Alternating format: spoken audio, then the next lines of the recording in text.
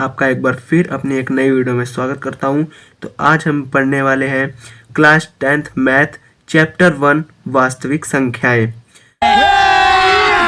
अभी मजा आएगा ना भिड़ो। ये जो चैप्टर है ये आपका मैथ का पहला चैप्टर है जिसका नाम है वास्तविक संख्याएं। तो चलिए इसे बिल्कुल ही डिटेल से पढ़ते हैं। ये आपका एक छोटा सा चैप्टर है। इससे पहले आप लोग वीडियो को लाइक कर दीजिएगा और चैनल पर नए हो तो चैनल को सब्सक्राइब कर दीजिएगा। बस एक ही तो बात है, बस सब्सक्राइब ही तो करना है, कर दो यार जल्दी से। तो चलिए वीडियो को शुरू करते हैं। तो हम यहाँ पर पहला पढ़ेंगे, वास्तविक संख्याओं के दो भाग होते हैं। अब वो दो भाग कौन कौन से होते हैं तो चलिए बताता हूँ। तो जो पहला भाग होता है वो होता है परिमेय संख्याएं, एंड जो दूसरा भाग होता है वो होता है अपरिमेय संख्याएं। यानी हम ये भी कह सकते हैं कि वास्तविक संख्याएं परिमेय संख्याएं और अपरिमेय संख्याएं से मिलकर बनी हुई होती है। ठीक है, अब यहाँ पर हम इन दोनों को एक एक बार में पढ़ते हैं। तो यहाँ पर जो पहला पढ़ेंगे परिमेय संख्याएं, तो ऐसी संख्याएं जिन्हें P/Q के रूप में लिखा जा सके जहां Q बराबर नहीं है 0 के।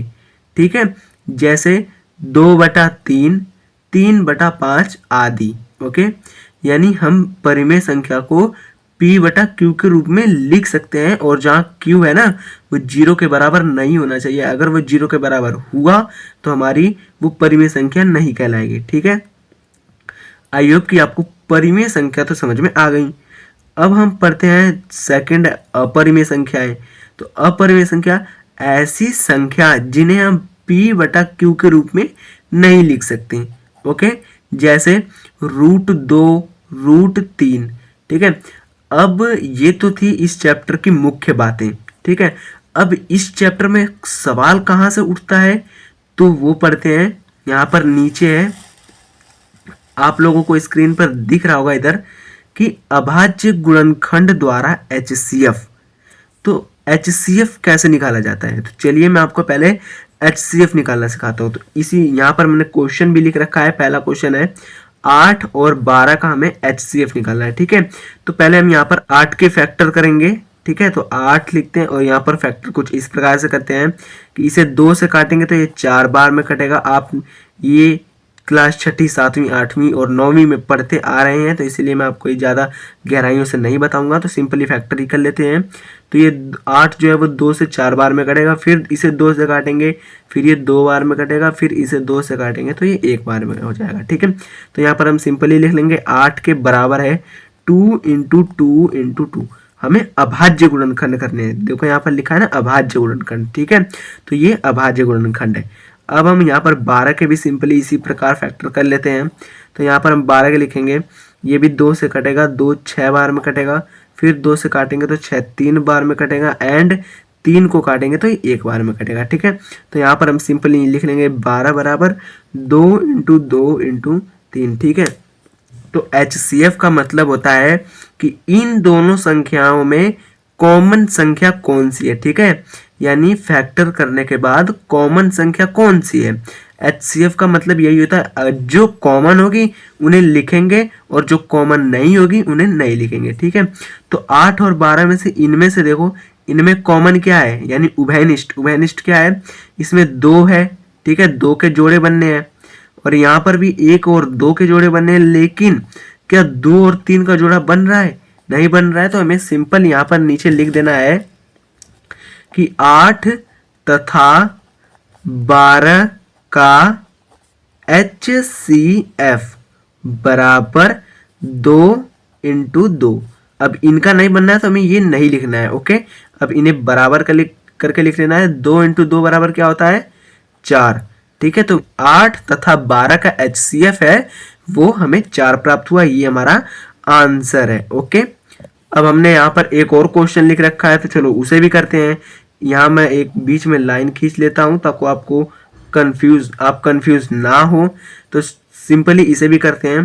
तो हम सिंपली इसी प्रकार इसे भी करेंगे। तो यहाँ पर 22 के हम फैक्टर कर लेते हैं। तो 2 से काटेंगे तो ये 11 बार में कटेगा और 11 एक अभाज्य संख्या है तो ये 11 बार में ही कटेगा। ठीक है, तो 22 बराबर क्या हो गया, 2 × 11 यानी 2 × 11। ठीक है, अब यहाँ पर हम सिंपली 88 का कर लेते हैं।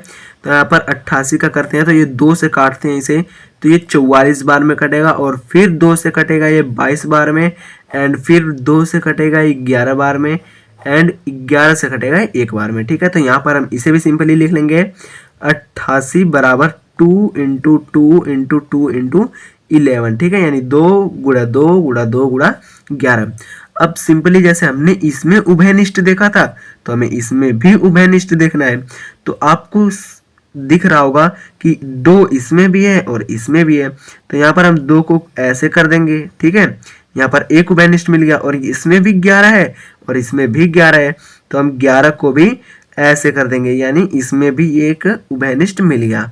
तो हम सिंपली यहाँ पर वही लिख देंगे 22 तथा 88 का HCF बराबर 22 तथा 88 का HCF। तो हमें इसमें क्या क्या कॉमन मिला है, 2 इंटू इसमें 11, 11 को लिख लेंगे। ओके, अब यहाँ पर मैं बराबर करके दिखा दूँ तो 11 दूनी 22, तो सिंपली 22 तथा 88 का जो HCF निकल के आया है वो 22 आया है। ओके, आई होप कि आपको HCF समझ में आ गया होगा। तो चलिए हम LCM करते हैं। LCM का मतलब क्या होता है, तो यहाँ पर हमने नीचे लिख ही रखा है LCM के बारे में भी। तो अभाज्य गुणनखंड द्वारा LCM यानी लघुत्तम समापवर्तक। ठीक है, तो अब LCM कैसे करते हैं वो भी आपने सीखा होगा। अगर आपको नहीं आता है तो मैं आपको यहाँ पर करके दिखाता हूँ।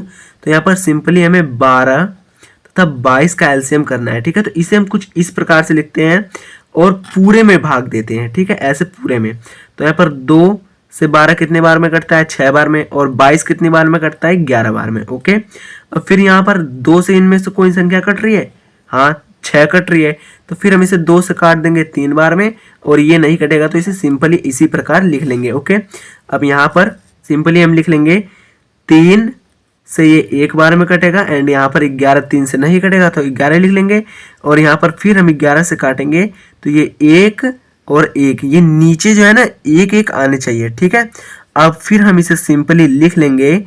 यहाँ पर मैं लिखता हूँ कि 12 तथा 22 का LCM बराबर, तो यहाँ पर हमें इन पूरे को लिख लेना है। ठीक है, तो वो आया है 2, फिर गुणा, फिर ये 2, फिर गुणा, फिर ये 3, फिर गुणा ये 11।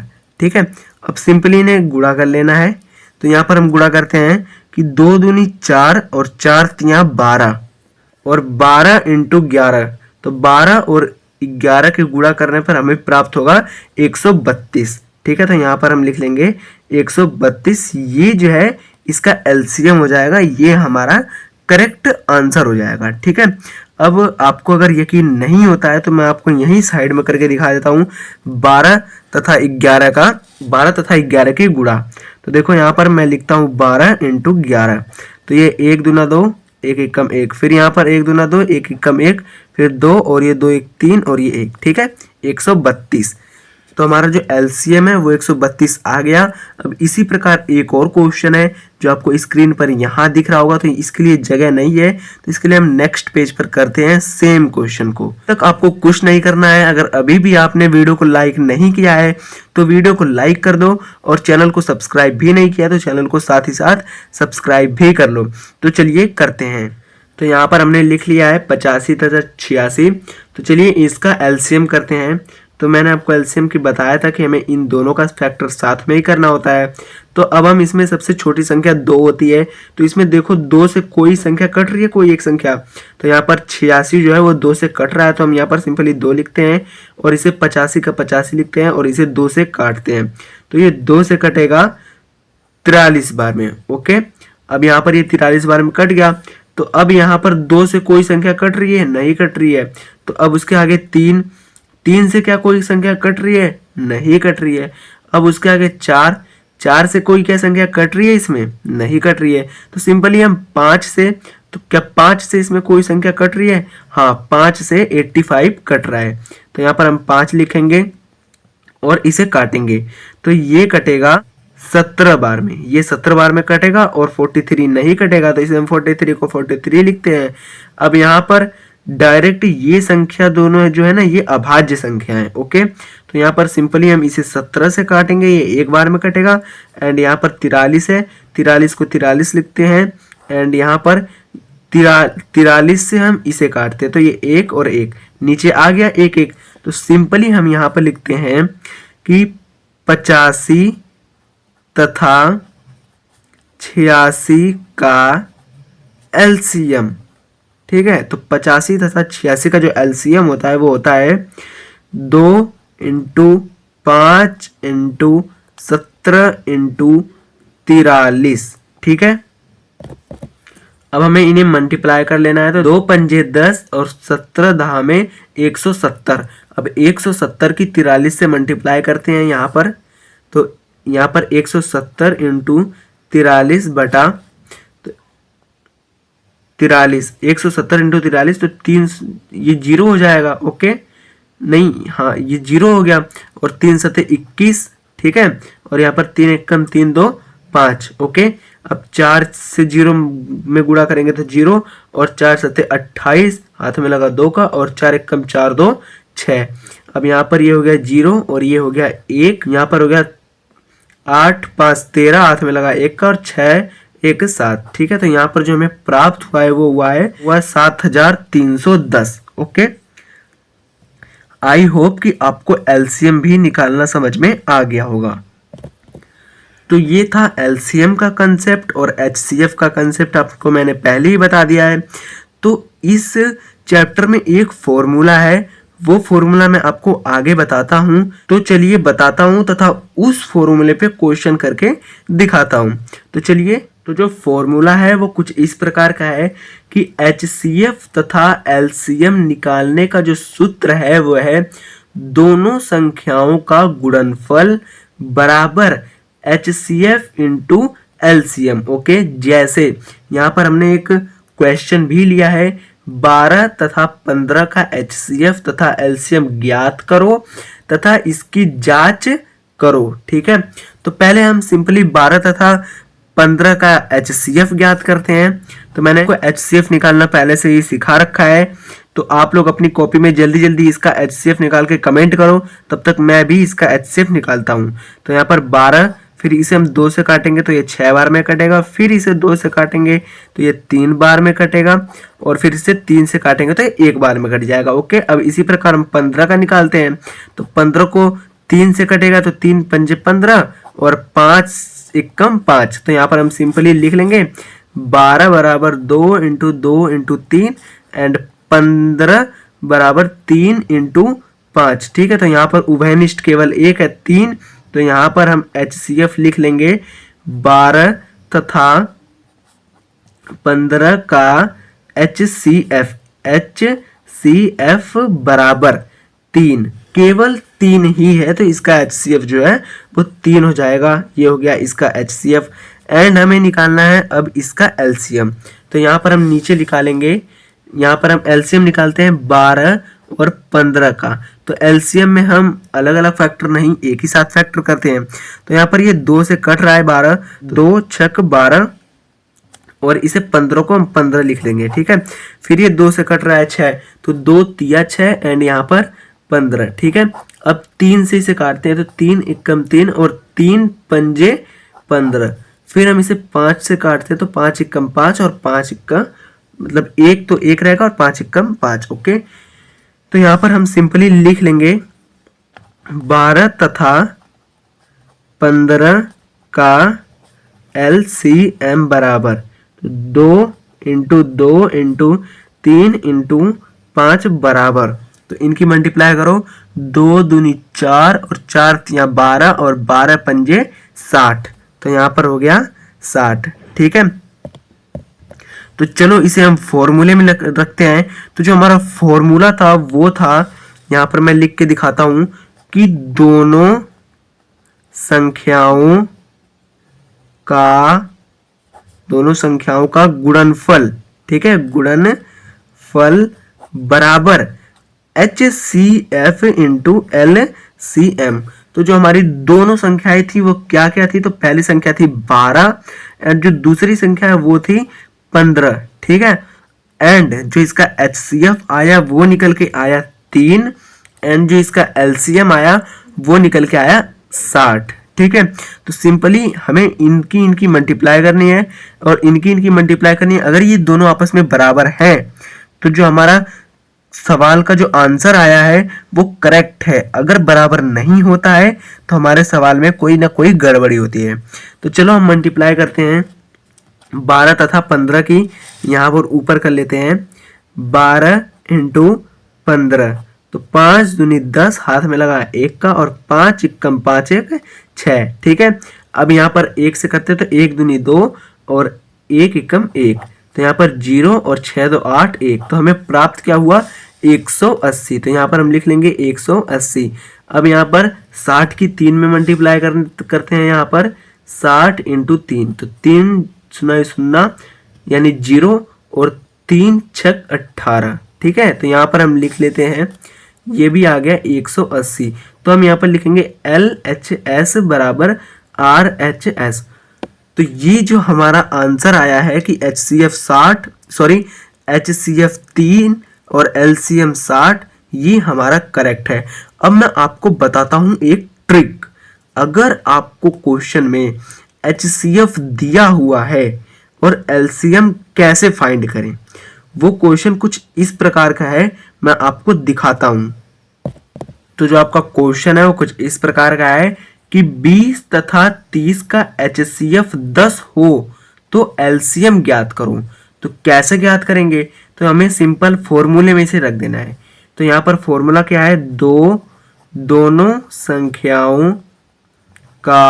संख्याओं का गुणनफल। ठीक है, गुणनफल बराबर HCF इंटू LCM। तो दो संख्या इसमें क्या है, पहली संख्या है 20 इंटू दूसरी संख्या है 30 बराबर, यहाँ पर HCF है हमें 10 और LCM हमें निकालना है। तो हमें सिंपली इनकी और इनकी मल्टीप्लाई कर लेनी है। तो इनकी मल्टीप्लाई करने पे हमें प्राप्त होगा 600 और 10 इंटू LCM। तो यहाँ पर ये मल्टीप्लाई में है और यहाँ पर ये जाकर डिवाइड में हो जाएगा। अगर आपको ये नहीं आता है तो मैंने इसकी एक अलग से वीडियो बना रखी है जिसका थंबनेल आपको इधर साइड में दिख रहा होगा और जो इस वीडियो का लिंक है वो डिस्क्रिप्शन में मैंने डाल दिया है। तो जाके आप पहले इस वीडियो को देखिए ताकि आपको प्लस और माइनस जो इधर उधर जाने पे चिन्ह बदलते हैं उसका डाउट बिल्कुल ही क्लियर हो जाए। तो मैं इस वीडियो में इसे गहराई से नहीं ले जाता हूँ, तो चलिए इसे करते हैं। ठीक है, तो अगर आपको वो समझ में नहीं आया तो आप जाके यहाँ पर है, यहाँ पर जो वीडियो का थंबनेल है वो यहाँ पर दिख रहा है और लिंक भी डिस्क्रिप्शन है, उसे जाके देख लीजिएगा। ये वीडियो मेरे चैनल पर पड़ी हुई है। तो सिंपली हम लिख लेंगे 600 बटा, जब यहाँ पर ये मल्टीप्लाई में है इधर से आके डिवाइड में हो जाएगा 10 बराबर LCM। ठीक है, तो यहाँ पर 1 0 से 1 0 कट गया और एक जिसके बटे में 1 होता है उसे हम नहीं लिखते हैं। तो यहाँ पर सिंपली जो LCM निकल के आया वो आया हमारा LCM बराबर 60 और इसे हमने पैक कर दिया बॉक्स में। ठीक है, तो आई होप कि आपको ये ट्रिक काफ़ी अच्छे से समझ में आई होगी। अब इस चैप्टर से एक और क्वेश्चन बचता है कि सिद्ध कीजिए √2 या फिर √3 या फिर √5 या फिर √7 या फिर √6, ये सब अपरिमेय संख्याएं हैं। तो चलिए उस क्वेश्चन को भी हम बिल्कुल इजी तरीके से कर लेते हैं और इस क्वेश्चन को रट लेना, ये पेपर में 100% पूछे जाने वाला क्वेश्चन है। ये पेपर में 3 नंबर का क्वेश्चन आता है। आप लोग प्रीवियस ईयर का कोई सा भी क्वेश्चन पेपर उठाकर देख लीजिएगा। ठीक है, तो चलिए उस वाले क्वेश्चन को करते हैं। तो जो हमारा क्वेश्चन है वो कुछ इस प्रकार का है कि सिद्ध करो √2 एक अपरिमेय संख्या है। तो सिंपली हम यहाँ पर लिख लेंगे इसे कि माना √2 एक परिमेय संख्या है। क्या है, परिमेय संख्या है। अब परिमेय संख्या है तो इसके ना कुछ नियम्स होते हैं। तो परिमेय संख्या का ये नियम होता है कि कम इसका एक से अधिक उभयनिष्ठ गुणनखंड नहीं हो सकता। ओके, केवल और केवल एक होता है, ठीक है। 2, 3, 5, 8, 10, 12 नहीं हो सकते, केवल और केवल एक होता है, ठीक है। अब परिमेय संख्या है, तो परिमेय संख्या को हम p बटा q के रूप में लिख सकते हैं। तो यहाँ पर सिंपली हम लिखेंगे p बटा q बराबर √2/1, ठीक है। अभी इसकी हम क्रॉस मल्टीप्लाई कर लेंगे, ओके। तो यहाँ पर p बराबर हो जाएगा √2q, ठीक है। अब यहाँ पर हमें रूट को हटाने के लिए स्क्वायर करना पड़ेगा, तो यहाँ पर हम लिख लेंगे कि दोनों तरफ, ठीक है, ये जैसे जैसे मैं लिख रहा हूं ना सेम वैसी वैसी क्वेश्चन पेपर में लिख के आना। तो दोनों तरफ वर्ग करने पर, ठीक है, करने पर, तो यहाँ पर सिंपली हो जाएगा p का स्क्वायर बराबर √2q का स्क्वायर, ठीक है। तो यहाँ पर हम सिंपली इसे खोलेंगे तो लिखेंगे p का स्क्वायर बराबर √2 का स्क्वायर इंटू q का स्क्वायर। तो यहाँ पर p का स्क्वायर बराबर इस स्क्वायर से √2 कट जाएगा, तो यहाँ पर 2 और यहाँ पर आएगा q स्क्वायर, ठीक है। अब एक प्रमेय होती है कि p स्क्वायर से जो संख्या विभाजित होती है वो p से भी विभाजित होगी, ठीक है। तो यहाँ पर हम सिंपली लिखते हैं कि यहाँ पर जो 2 है वो p स्क्वायर से विभाजित है, ठीक है। तो p से भी विभाजित होगा, ठीक है, विभाजित होगा। और यहाँ पर हम इसे कुछ इस प्रकार से भी लिख सकते हैं कि p बराबर 2r, ठीक है, हम p बराबर 2r लिख सकते हैं। और यहाँ पर हम लिखेंगे कि जहां r कोई पूर्णांक है, ठीक है, r कोई पूर्णांक है, ओके। तो यहाँ पर हम इसका भी करेंगे कि दोनों साइड, दोनों तरफ वर्ग करने पर, तो दोनों तरफ वर्ग करने पर, ठीक है, तो दोनों तरफ वर्ग करने पर हमें यहाँ पर प्राप्त होगा कि p का स्क्वायर प्लस, मतलब p का स्क्वायर बराबर 2r का स्क्वायर, ठीक है। तो यहाँ पर हम सिंपली इसे लिख लेंगे कि p का स्क्वायर बराबर 2 का स्क्वायर इंटू r का स्क्वायर, ठीक है। तो p स्क्वायर यहाँ पर किसके बराबर है, इसे हम इक्वेशन फर्स्ट मान लेते हैं। तो p स्क्वायर यहाँ पर 2q स्क्वायर के बराबर है, तो यहाँ पर हम लिखेंगे 2q स्क्वायर बराबर, जब 2 का स्क्वायर क्या होता है 4 और r स्क्वायर, ठीक है।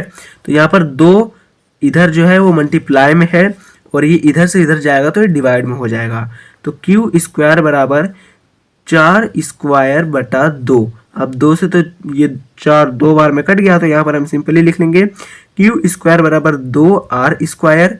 तो यहाँ पर भी वही सेम थ्योरम लगेगी कि यहाँ पर 2q स्क्वायर से विभाजित है,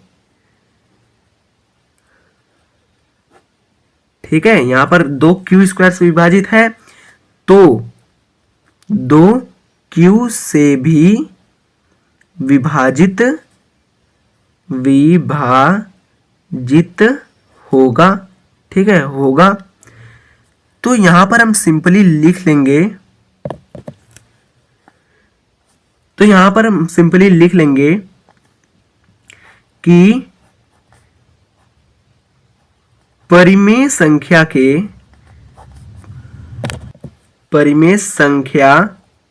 के केवल एक उभयनिष्ठ होता है। लेकिन यहाँ पर कितने आए हैं कि P से भी 2 विभाजित है और Q से भी 2 विभाजित है, तो यहाँ पर उभयनिष्ठ कितने आए हैं, 2 आए हैं। तो इसीलिए हम यहाँ पर लिखेंगे कि यह हमारे नियम के विरुद्ध है, ठीक है, ये हमारे नियम के विरुद्ध है, ओके, यहाँ पर विरुद्ध लिखा है। तो ये हमारे नियम के विरुद्ध है। इसलिए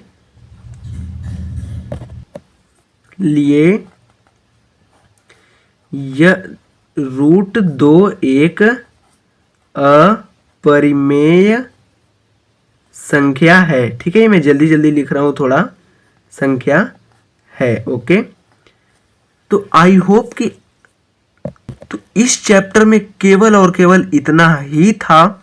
ठीक है, तो आई होप कि आपको ये चैप्टर काफ़ी इंफॉर्मेटिव लगा होगा और समझ में आया होगा। तो मैं उम्मीद भी ऐसी ही करता हूँ कि आपको इस चैप्टर से कोई डाउट नहीं होगा। तो जो भी आपका इस चैप्टर से डाउट है वो लोग आप कमेंट करके मुझसे पूछ सकते हैं। मैं आपके कमेंट पढ़ता रहता हूं और मैं आपका कमेंट का जो आंसर है, यानी जो डाउट का आंसर है, वो आपको कमेंट बॉक्स में ही आपको रिप्लाई दे दूंगा और आपके पास मैसेज पहुंच जाएगा और आप उस क्वेश्चन का हल प्राप्त कर लेंगे। ओके, तो आज इतना ही। तो मिलते हैं किसी अगली वीडियो में किसी नए टॉपिक के साथ, यानी नए चैप्टर के साथ। तब तक के लिए जय हिंद, जय भारत और आपका वीडियो देखने के लिए